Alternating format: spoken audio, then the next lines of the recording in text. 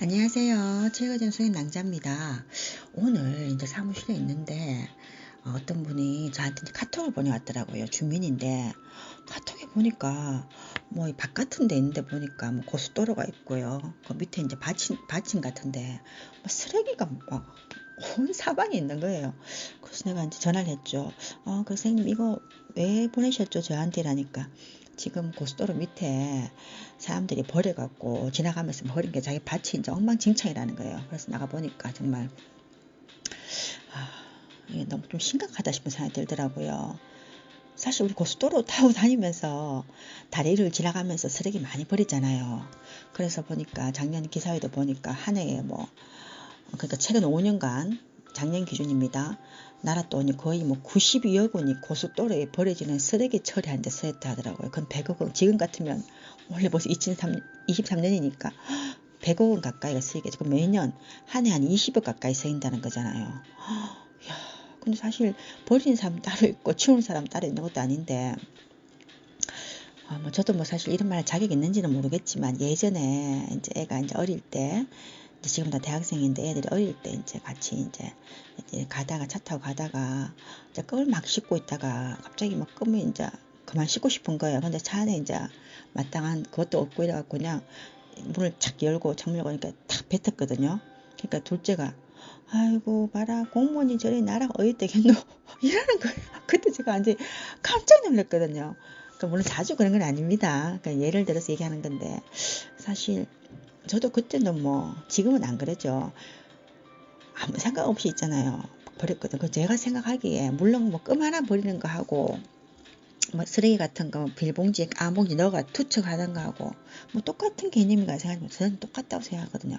껌을 하나 뱉든 휴지를 하나 버리든 바늘 도둑이 소도둑된다고 얼마든지 양심이 묻어지면은 고속도로 가다가 차에서 열심히 맛있는 거 먹고 어디 놀러 가겠죠. 야외 가다가 탁 버릴 수 있다니까요. 저는 안 그랬습니다.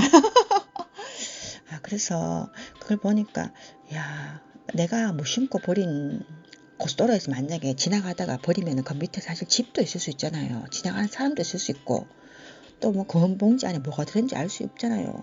유리병 같은 거 있으면 맞으면 사실 다칠 수도 있고 그죠. 그러니까 이거 좀 심각한 문제다 이 생각이 들더라고요. 그래서 이래서는 안 되는데 우리가 어떻게 해야 되겠나 이 생각해 보니까 도대체 이렇게 버리는 사람들 심리가 뭘까? 물론 이제 고속도로 공사에서도 한국 도로공사에서도 너무 안 되니까 제보하신 분들 인센티브 준다 신고제도 활성화도 하고 또 상습으로 무단 투기하는 현장에는 또 영상 단속 카메라도 하고 해도 사실 안 된다 하더라고요. 이게 우리 전 국민을 다 홍보할 수 없고 다 계도할 수가 없는 거예요. 그죠? 그 사실 길거리에 보면은 막 버리는 사람 많잖아요. 근데 요즘은 좀 많이 줄어들던데 사실 일본만 가도 길거리가 진짜 너무 깔끔하잖아요.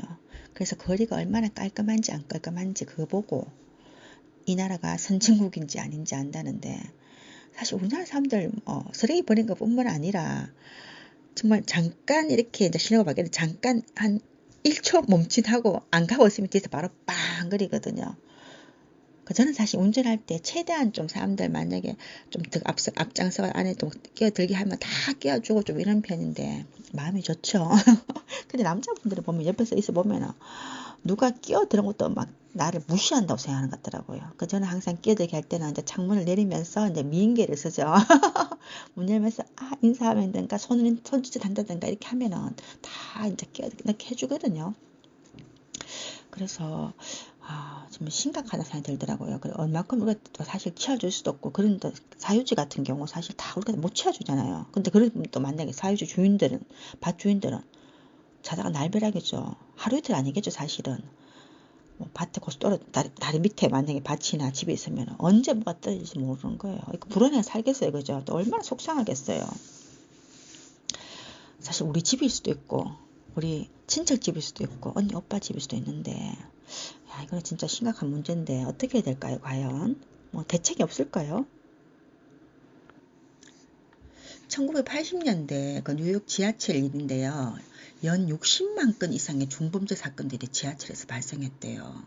그래서 여행객들 사이에서는 절대 뉴욕 지하철 타면 안 된다. 잘못 탔다가는 범죄의 대상이 된다는 거죠. 그때 범죄 심리학자였던 박사였던 조지 켈리 교수가 깨진 유리창의 이론을 적용했다고 합니다. 여러분 많이 들어보셨죠? 어디에 차를 세워뒀는데 멀쩡한 차 같으면 아무리 올려놔도 괜찮은데 예를 들어서 어느 한쪽에 창문이 깨져 있으면 그 차는 멀지 않아서 뭐 다 이제 박살난다는 거죠.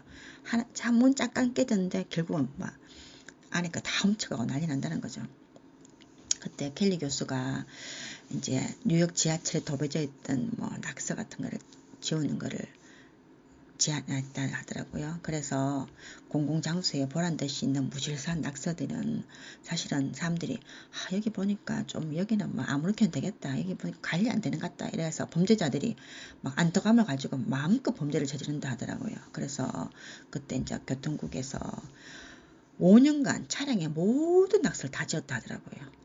그러자 놀랍게도 지하철에서 흉악범죄 발생률이 눈에 띄게 줄어들기 시작했다고 합니다. 놀랍죠. 이게 바로 깨진 유리창의 법칙인데 우리 사실 이제 우리 기계도 사실 고속도로가 지나가거든요. 그 밑에도 만약에 이제 그 사람들이 무심코 이제 고속도로에서 버려진 그 쓰레기가 계속 있으면 어떻게 되겠어요?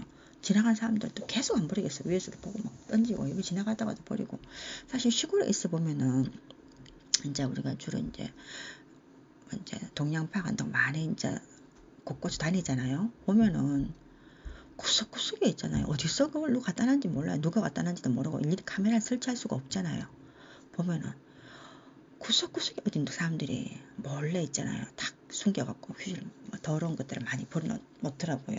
그걸 다 치우려면은 사실 우리 사실 이제 기계 같은 경우도 이제 새로 면장님이 오셔서 입구에 기계 이제 얼굴이죠. 그 방목을 시비도 있고 한데 거기 보면은 기계 장난 시비도 있는데 그거 보면 그쪽 근처에 보면은 항상 거기는 뭐 아무리 해도 안 되더라고요. 근데 이제 우리 면장님 새로 오셔갖고 거기에 이제 이렇게 쓰레기를 버리면은 뭐 소리 나는 거 하고 카메라 같은 거 갖다 놓고 또 거기를 갖다 꽃밭으로 갖다 놨으니까 쓰레기를 안 버리더라고요. 그래서 느낀 게 이게 바로 깨진 유리창의 법칙인가 이 생각도 들고 그렇다고 우리가 모든 곳에 그걸 할 수가 없잖아, 그죠? 도대체 이 사람들이 왜 이럴까? 도대체 어떤 심리로 저렇게 사람들이 막 버릴까? 근데 그 사람들도 누군가에게는 좋은 엄마고 좋은 아빠고 직장에서는 모범사원일 수도 있잖아요. 그죠? 그 사람들 다 범죄자들이 버리는 게 아니잖아요. 그래서 이 사람들의 심리가 뭘까 생각해 보면은 우리 왜 길거리 가다가도 왜 이제 뭐 난간 같은데 뭐 먹다 남은 커피 테이크아웃 커피잔 같은 거 몇 개 있으면은 여기는 버려도 되나 생각을 버릴 수 있다니까요. 그래서 주변이 깨끗하게 정돈되고 있으면은 사람들이 무의식적으로 좀 버리지 않는 것 같더라고요. 그래서 깨진 유리창의 법칙인가 이 생각도 들고 도대체 왜 저럴까? 맞죠? 여러분 혹시 넛지 이론 아시는가요? 리처드 세일러 미국 시카고대 교수가 그 공동 넛지의 공동 저자이잖아요. 그 넛지가 뭐냐면은 팔꿈치로 그냥 슬쩍 찌른다 이런 뜻인데 뭐 개입을 할 때 그냥 부드러운 개입이라 그래야 되나? 막 강압적으로 야! 너 쓰레기 버리면 안 된다. 이게 아니고 부드럽게 이제 슬쩍 그 쓰레기 버린 사람도 모르게 안 버릴 수 있도록 하는 그런 타인의 선택을 유도하는 부드러운 개입 이런 개념인데 여기 보니까 넛지 이론이 이제 적용된 대표적 사례로 네덜란드의 암스테르담 국제공항 내에 남자 소변기 한가운데 작은 파리를 그려놨대요.